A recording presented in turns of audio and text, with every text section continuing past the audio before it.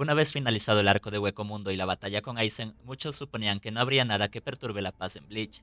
La gran cantidad de capítulos que se tomaron en vencer al máximo de los traidores hicieron que la gente no se percatase de lo inmenso que era el mundo que rodeaba a Ichigo y sus amigos, y de lo poco que se había explorado de este.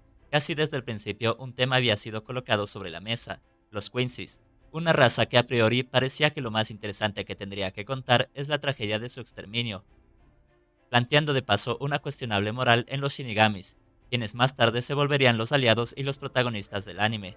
Sin embargo, el manga y más recientemente el anime reanudó el camino del Shinigami sustituto, y con ello presentó un nuevo villano y con este nuevo villano un nuevo ejército, el de los Quincy's, quienes hasta el momento no solo aportaron nuevas historias, sino que aún más se volvieron el villano final de la serie, el enfrentamiento con el que Bleach concluye, los rivales que empujaron a los protagonistas a alcanzar su máximo potencial, quienes enriquecieron este universo y sobre todo el rostro de la verdadera maldad no visitada, pues con muchos peros los Stenritters son villanazos, y te diré por qué.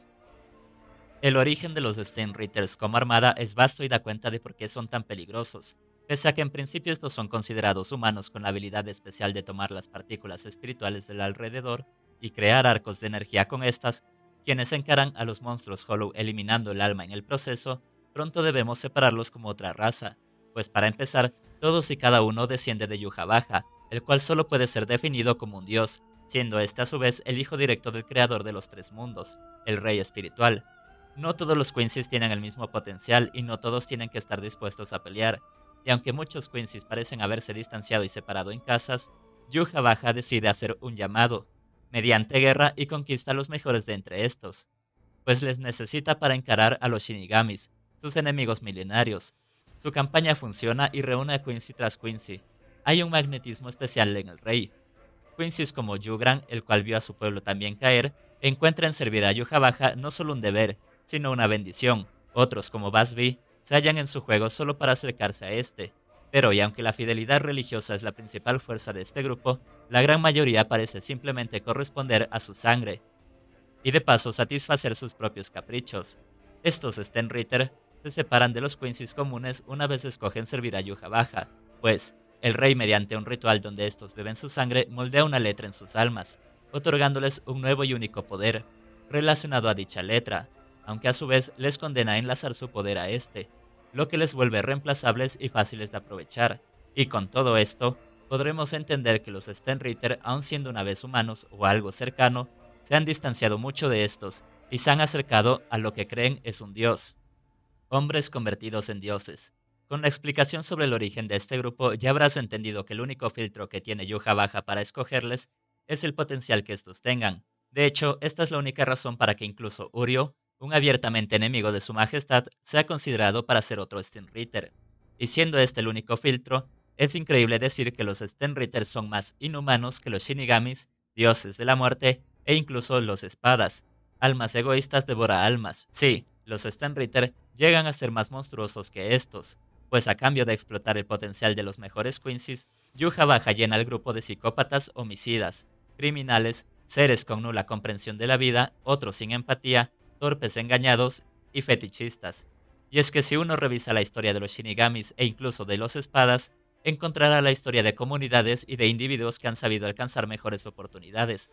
Son historias de seres cuyo esfuerzo les ha permitido obtener fuerza, y cuyos peligros les han formado a ser como son. Los Stenritters, sin embargo, son humanos que se han alzado a sí mismos como superiores, han decidido sobreponerse al resto, incluso a las leyes naturales, pues ni siquiera buscan seguir el ciclo del alma, a la cual destruyen. Humanos que al aprender a manejar la energía espiritual han creído estar a la par de los dioses, y finalmente humanos que han sido consentidos por el mismísimo Hijo del Dios Supremo, cuya aprobación no ha hecho más que afirmarles ser la raza superior, y la letra otorgada por Yuja Baja les termina elevar aún por otros Quincy's al nivel de un dios. Es así que estos se permiten cometer cada crimen y cada abuso, pues si ellos mismos son dioses, ellos pueden escoger qué es lo justo. Es complicado saber lo que debemos pedirle a una organización villanesca, claro, aparte de que sus miembros sean interesantes. Creo que lo más importante es que como grupo funcione, y esto una vez más coloca a los Stenritter como peligros reales, pues estos funcionan y a la vez no. Me explico. Tras los Stenritter y los propios Quincy's existe la idea de que estos son impecables e implacables. Ya se hablaba de un sentimiento de superioridad, pero es que como grupo se nos venden como los más capaces, los justos y como compañeros de una misma lucha.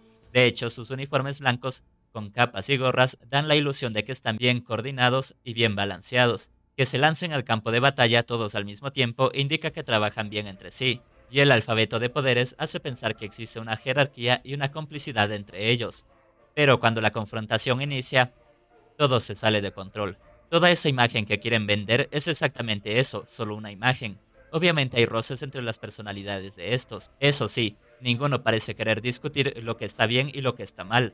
Pues recordemos, siendo todos dioses, todos tienen la razón.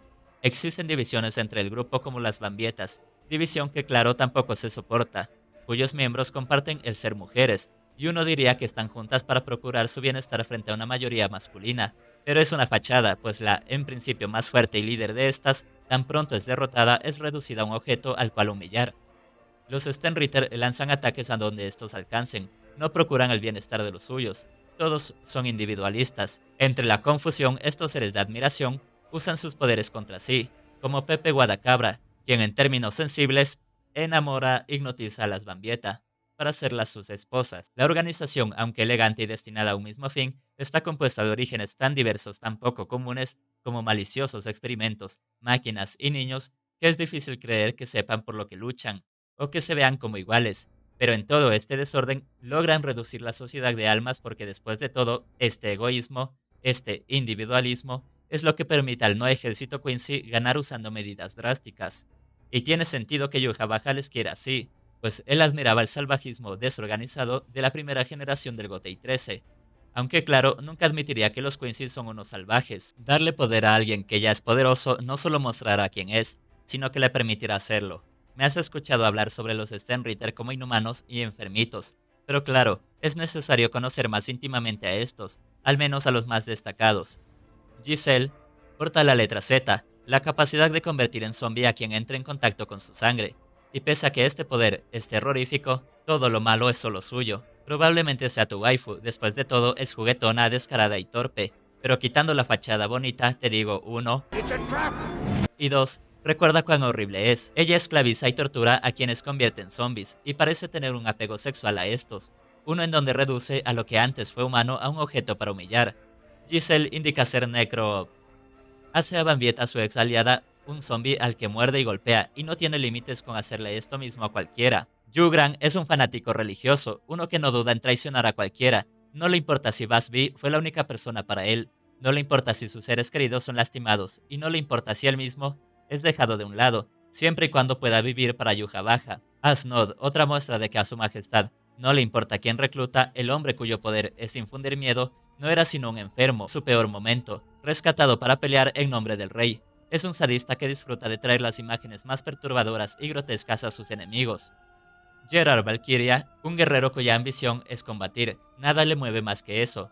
Un poder sin igual, y un arma el cual es difícil ponerle freno. Es peligroso incluso para su majestad. Pero ¿qué importa? Lily Barro, el que representa de mayor forma el visualizarse como un dios, se pierde en este pensamiento e incluso deja de ser humano, o Quincy. Lil Toto, pese a ser bastante racional, es extraño que no tenga preocupación en comerse a sus enemigos. Es claro que siendo un arco de guerra, y más aún uno que cuenta con la participación de cada capitán, y le precede a la batalla contra los Arrancar, habrían nuevos niveles de fuerza, y aunque muchas cosas se salieron de control, algunas un tanto de forma absurda, el espectáculo es más que emocionante. Los Stenritter poseen habilidades únicas, las de las letras, y Kubo supo crear poderes especiales tan extraños e interesantes que no envidiarían a los de Yoyos.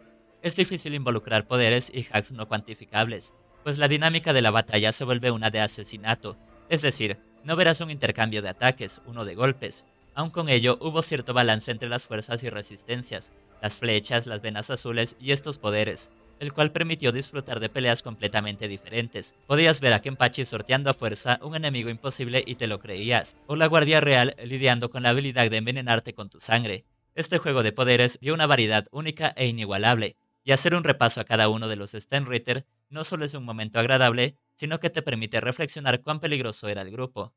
Hay poderes como el de crear cualquier cosa con tu imaginación, el devorar lo que sea, una superfuerza, electricidad, ok, esos son comunes, duplicar al ser más poderoso existente, crear agujeros donde sea con tu visión, generar milagros, infundir terror y ser tan poderoso como la admiración de tus fans.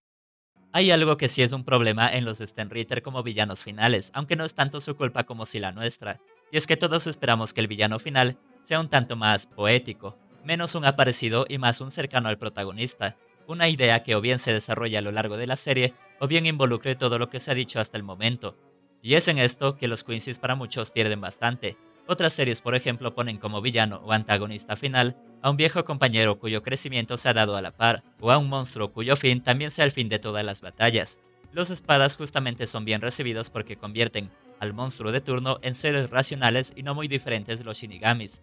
Aizen, por otra parte, se convierte a sí mismo en el centro de los problemas, el pasado de los personajes y la sociedad de almas. Nadie pudo dar un mejor final que él y su ejército. Con todo ello, hay que rescatar que la lucha con los Stenritter no solo importa por la fuerza de estos, sino porque aún más une como uno mismo a una nueva y más sabia generación del par de razas enemigas. Mediante Ichigo y Uryu, eliminando la humanidad de los Quincy's, se les confiere esta a los Shinigamis, quienes ahora muestran querer obrar de mejor manera, y a los arrancar, que se ven vulnerables. Esta batalla muestra el potencial humano por medio de Quincy's y Fullbringers, obliga a las unidades del Gotei 13 a trabajar como una sola institución, cuestiona la fuerza de monstruos que hasta entonces parecían solo contar con esta, y les da una oportunidad de mostrar cuánta empatía han desarrollado.